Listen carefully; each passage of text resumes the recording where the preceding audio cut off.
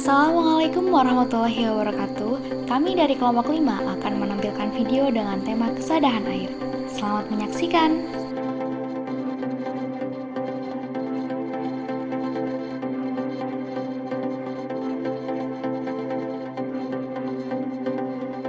Kesadahan merupakan salah satu sifat kimia yang dimiliki oleh air.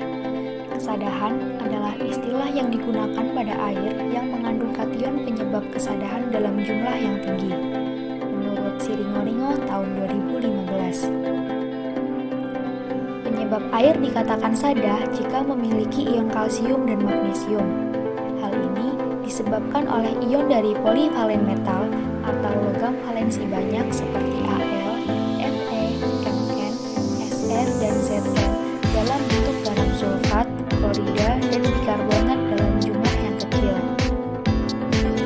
Tingkat kesadahan pada berbagai daerah itu berbeda-beda. Air tanah yang mempunyai tingkat kesadahan yang tinggi disebabkan karena air tanah mengalami kontak dengan batuan kapur yang ada pada lapisan tanah yang dilalui air. Ini menurut Regina et al. Tahun 2018. Standar kesadahan air untuk kualitas air minum berdasarkan Peraturan Menteri Kesehatan Nomor 409/Menkes/Per/4/2010 yaitu maksimum 500 mg per liter. Air dengan kadar kesadahan yang tinggi atau melebihi nilai ambang batas apabila digunakan tanpa dilakukan pengolahan terlebih dahulu akan mengakibatkan berbagai masalah kesehatan. Ini menurut Husaini et al. Tahun 2020. Contoh permasalahan nyata terkait kesadahan air terdapat di daerah Kelurahan Karangtalun, Kabupaten Cilacap, dan Sokaraja Tengah, Kabupaten Banyumas. Kelurahan Karangtalun merupakan salah satu kawasan kompleks industri yang sekaligus dekat dengan kawasan penduduk. Industri yang ada pada kawasan tersebut adalah industri semen PT Holcim Indonesia yang telah berdiri dan aktif melakukan kegiatan pertambangan sejak tahun 1971. Pabrik tersebut didirikan tidak jauh dari area penambangan batu kapur. Pabrik ini menggunakan bahan baku utama yaitu batu kapur atau gamping yang menyebabkan air pada sumur gali di sekitar industri tersebut terkontaminasi kandungan kapur. Hasil pengujian laboratorium oleh Hapsari 2015 pada tanggal 3 Oktober 2013 menunjukkan bahwa air sumur gali di Kelurahan Karangtalun mengandung CaCO3 sebanyak 598,5 mg per liter atau 598,5 ppm. Sedangkan dalam Peraturan Menteri Kesehatan Republik Indonesia Nomor 416/Menkes/Per/9/1990 menetapkan bahwa kadar CaCO3 maksimal adalah 500 mg per liter atau 500 ppm. Hal ini berarti kandungan kapur yang ada dalam sumur gali melebihi ambang batas yang telah ditentukan. Kadar kapur yang berlebihan dalam air membuat air mengalami kesadahan atau disebut air sada. Selain kasus di atas, ada pula permasalahan kesadahan pada badan air Sungai Rompang dan air sumur gali industri batik Sokaraja Tengah. Limbah cair industri batik dilaporkan mengandung logam berat seperti timbal, besi, seng, krom, tembaga, dan kadmium. Masuknya logam berat ke badan air yang diakibatkan oleh limbah cair batik dapat mempengaruhi kualitas air. Hasil pemeriksaan pendahuluan yang dilakukan oleh Sukoarsih et al. Tahun 2016 diketahui bahwa kadar Pb dalam air sungai di sekitar tempat pembuangan limbah batik Sokaraja Tengah sebesar 1,9 mg per liter. Kandungan Pb pada air sungai tersebut melebihi batas maksimum baku mutu, yaitu 1,0 mg per liter. Dan pada jarak kurang lebih 10 meter, Pb sumur gali sebesar 1,5 mg per liter. Kandungan Pb pada air sumur gali tersebut melebihi batas maksimum baku mutu yaitu 0,05 mg per liter. Salah satu faktor yang mempengaruhi kadar Pb pada air sumur gali tersebut tinggi adalah dipengaruhi oleh kesadahan. Kesadahan yang tinggi dapat mempengaruhi daya racun logam berat, karena logam berat dalam air yang berkesadahan tinggi akan membentuk senyawa kompleks yang mengendap dalam dasar perairan. Dampak negatif yang ditimbulkan dari adanya kesadahan pada kedua kasus tersebut adalah adanya pencemaran lingkungan akibat tekanan tahan dari industri yang dapat mengganggu kesehatan. Kondisi air sumur yang tercemar tersebut dapat menimbulkan reaksi dan tindakan tertentu dari masyarakat karena akses air bersih yang menurun. Tidak sebelumnya mungkin Bapak bisa perkenalan dulu, namanya Bapak siapa? Namanya Bapak Ahmad. Jadi gimana ya Pak, kalau di daerah Sungai ini kan dekat sama limbah batik ya. Nah itu mempengaruhi apa sih di sungainya? Mempengaruhi hewan-hewan itu loh, ikan apa-apa. Terus warna sungainya berubah gitu nggak Pak? Iya, kayaknya berubah. Kadang-kadang pas pembuangan dari sana pas pembuangan limbah itu ya, kalau merah ya merah, kuning-kuning. Kalau dari pembuangan dari limbahnya itu ya, itu setiap pagi atau gimana? Iya, kadang-kadang kalau buang pagi, biasanya pagi. Sering gitu Pak? Ya kadang-kadang ya. Apa kadang-kadang kan apa sana penampungannya penuh apa gitu, lebar gitu. Pas kadang-kadang pas nyuci batiknya gitu. Oh, Kadang-kadang apa limbah itu penampungan ada resapan kan meluap atau pas nyuci itu batiknya kurang tahu ya. Tapi kan kalau daerah batik kan daerah sini. tahu Mas. Makasih ya Pak.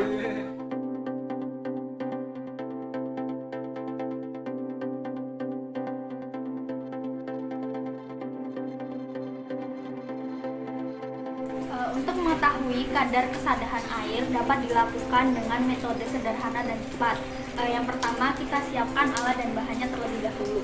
Di sini ada botol sampel atau botol bening yang sudah diisi air sampel, ada air keran, lalu ada air sumur gali, dan air sungai Rompang. Lalu selanjutnya ada sabun cuci cair. Yang pertama, kita buka terlebih dahulu tutup botolnya, lalu kita masukkan 5-10 tetes sabun cuci cair ke dalam air sampel.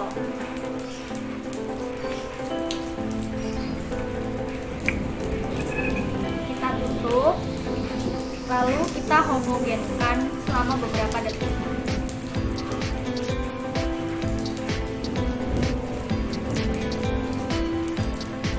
Kita masukkan lagi sabun cuci cair ke air sampel kedua, yaitu air galian.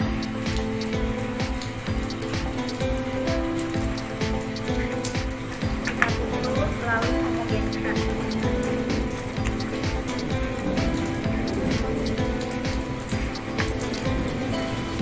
Selanjutnya kita masukkan sabun cuci cair ke air sampel ketiga, yaitu air sungai Rompang.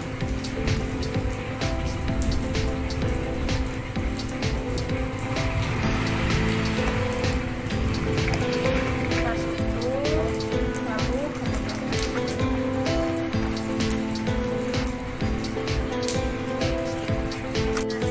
dapat kita lihat pada ketiga botol sampel, di mana pada botol sampel pertama yaitu air keran, pada permukaannya terdapat banyak gelembung. Untuk botol sampel kedua atau air sumur gali itu tidak terlalu banyak gelembung. Lalu untuk sampel ketiga yaitu di sungai Rompang mengandung sedikit gelembung. Dapat disimpulkan bahwa jika airnya sudah termasuk sada, maka pada permukaan badan airnya akan mengandung sedikit gelembung. Lalu untuk air yang termasuk lunak atau belum sada, maka akan dihasilkan banyak gelembung pada permukaan airnya. Air sada biasanya mengandung mineral berupa ion kalsium dan magnesium yang dapat menurunkan efektivitas sabun serta dapat menimbulkan kerak pada piring dan pipa air. Sehingga percobaan sederhana dengan menggunakan sabun ini bisa teman-teman lakukan untuk mengetahui apakah suatu perairan itu sudah sada ataukah belum. Selain menggunakan sabun, kesadaran air juga bisa diamati secara laboratorium, yaitu dengan menggunakan metode kompleksometri. Menurut Friani 2016, analisis nilai kesadaran yang dilakukan dengan metode titrasi kompleksometri memiliki nilai keakuratan yang tinggi sehingga nilai kesadaran dalam air dapat diketahui secara akurat. Yang perlu teman-teman lakukan dalam metode ini yaitu pertama, siapkan alat dan bahan. Alat yang digunakan antara lain buret, Erlenmeyer, labu ukur, gelas beker, statif, pipet ukur, propipet, pipet volume, pengaduk, corong, neraca analitik, botol timbang, gelas arloji, pemanas listrik, dan pH meter. Sedangkan bahan yang digunakan yaitu larutan standar EDTA, sampel air, kalsium karbonat atau CaCO3, buffer amonia, pH 10, dan indikator EBT.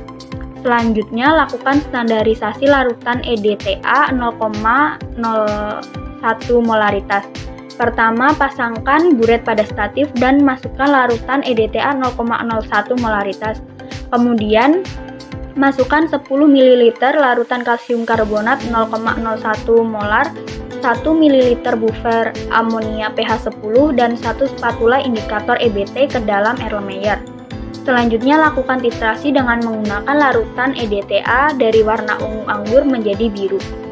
Volume awal EDTA yang digunakan yaitu 50 ml dan volume akhirnya yaitu 31,4 ml.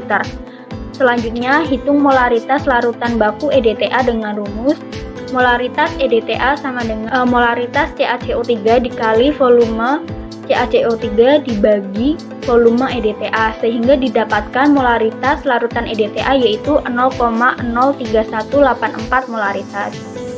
Selanjutnya, lakukan penentuan kesadahan total. Yang pertama, pasangkan buret pada statif dan masukkan larutan EDTA 0,01 molar. Kemudian masukkan 25 ml sampel air, 2 ml larutan amonia pH 10, 1 spatula indikator EBT ke dalam Erlenmeyer. Lakukan titrasi dengan larutan standar EDTA dari warna merah keunguan menjadi biru. Volume awal larutan EDTA yang digunakan yaitu 50 ml, sedangkan volume akhirnya yaitu 48,4 ml. Volume EDTA yang digunakan adalah 50 ml dikurangi 48,4 jadi 1,6 ml. Kesadahan total ini menunjukkan banyaknya miligram kalsium karbonat dalam 1 liter sampel air. Kesadahan total kalsium karbonat dihitung dengan rumus kesadahan total sama dengan 1000 dibagi volume sampel dikali volume EDTA dikali molaritas EDTA dikali 100 dikali Fp, sehingga didapatkan kesadahan total yaitu sebesar 407,552 mg per liter. Selanjutnya, nilai yang didapatkan dibandingkan dengan baku mutu kesadahan air. Menurut Fitriana tahun 2018, kesadahan air disebabkan oleh banyaknya mineral dalam air yang berasal dari batuan dalam tanah, baik dalam bentuk ion maupun ikatan molekul. Sedangkan menurut Sudarmaji tahun 2014 dalam Fitriana tahun 2018 menyebutkan bahwa kesadahan pada air dapat terjadi karena air mengandung persenyawaan dari kalsium dan magnesium dengan bikarbonat, persenyawaan dari kalsium dan magnesium dengan sulfat, nitrat dan klorida, serta garam-garam besi, zinc dan silika.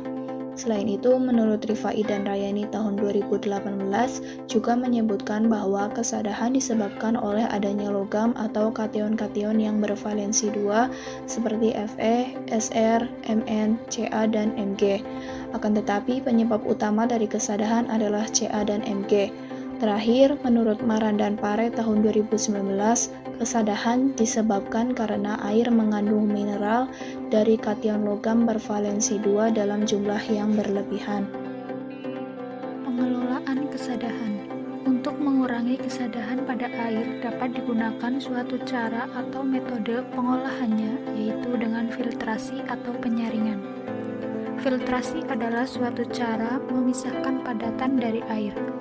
Media yang digunakan dalam filtrasi antara lain pasir, kerikil, icuk, dan arang aktif. Karbon aktif atau arang aktif adalah karbon yang diproses sedemikian rupa sehingga pori-porinya terbuka. Dengan demikian, akan mempunyai daya serap yang dapat menghilangkan partikel-partikel dalam air dan menurunkan tingkat kesadahan. Keaktifan daya serap karbon aktif ini tergantung dari jumlah senyawa karbonnya. Biasanya berkisar antara 85% hingga 95% karbon bebas. Karbon aktif yang berwarna hitam tidak berbau, tidak terasa, dan memiliki daya serap yang tinggi, jauh lebih besar dibandingkan dengan karbon aktif yang belum menjalani proses aktivasi. Karbon aktif ini mempunyai dua bentuk sesuai ukuran butirannya, yaitu karbon aktif bubuk dan karbon aktif granular atau butiran.